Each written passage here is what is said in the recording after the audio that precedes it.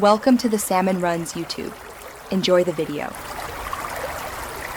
In this video, I will explain how to change KineMaster storage location to an SD card. First, open your device's main settings application. Then, scroll down and find the Apps or Applications section, which usually lists all installed programs. Once you've found it, tap on it to open the list of applications. From this list, carefully locate and select the KineMaster application to access its specific settings. This is the crucial first step to managing its storage.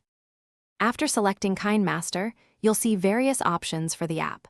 Look for and tap on the storage option. This section provides details about how much space KineMaster is currently using and where it's stored. You should see information like internal shared storage or similar. Within this storage detail, search for a button or link that says Change or Move. This is the gateway to altering its storage destination. Upon tapping Change or Move, your device will present you with available storage options. Select SD card from the choices provided. A confirmation prompt will likely appear, asking if you are sure you want to move the application data. Confirm this action to proceed. The system will then begin transferring KineMaster's data to your SD card.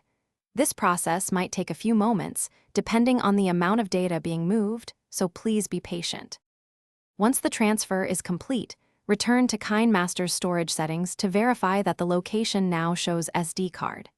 It's important to ensure your SD card has ample free space, ideally at least 8 to 16 gigabytes, to accommodate future projects and updates. Also, consider using a high-speed SD card, like a Class 10 or UHS one, for better performance when editing videos. This ensures a smoother experience with your KineMaster projects.